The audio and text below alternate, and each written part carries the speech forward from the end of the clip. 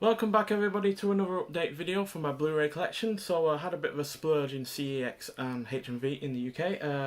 Got 5 from CEX and 1 from HMV. Got some real bargains as well, so it was really nice to see that so many were on offer in CEX.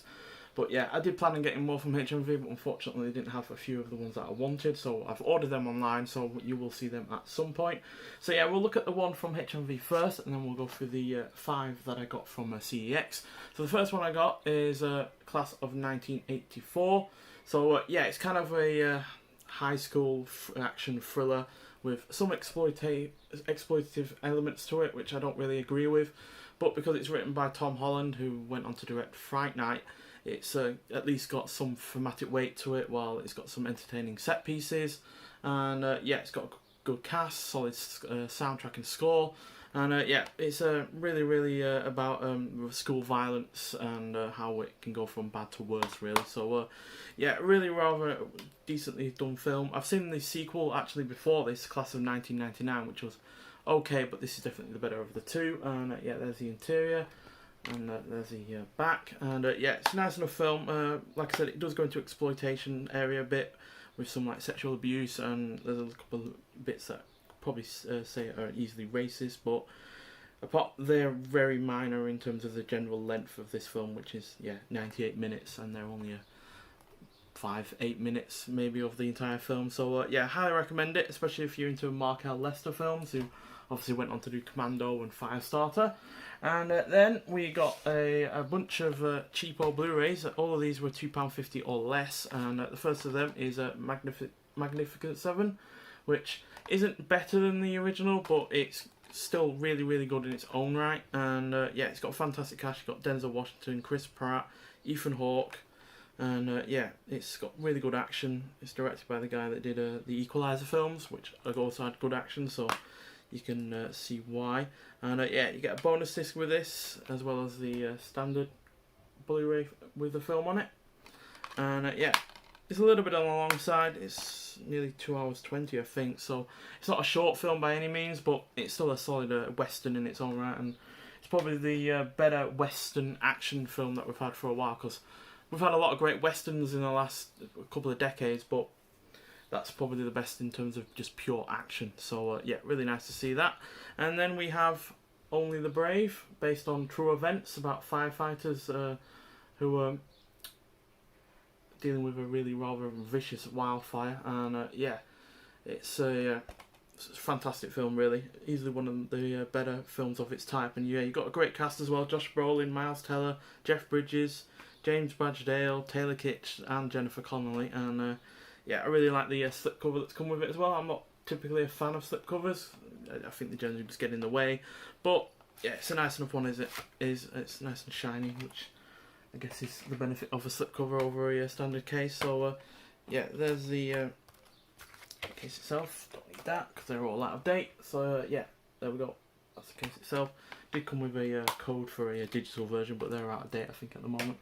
And then we have Shutter Island with Leonardo DiCaprio, directed by Martin Scorsese. And yeah, it's one of his more mainstream kind of, I just want to do what I want to do for the fun of it kind of films. I guess the other film you could really say from Martin Scorsese is Cape Fear, which was a remake of a 1950s film. And yeah, this is got a massive bombastic score with it. It's got superb casters. Outside of Leonardo DiCaprio, you've got Ben Kingsley in it as well as Mark Ruffalo and Michelle Williams as well. So yeah, it's got a really good cast. Oh, and Emily Mortimer as well, who's been in a bunch of good stuff, and Mox Van Sydow as well, who again was in a bunch of great stuff as well. So yeah, just a basic blank disc, but yeah, this was only £1, so I really can't complain about not having much going for it.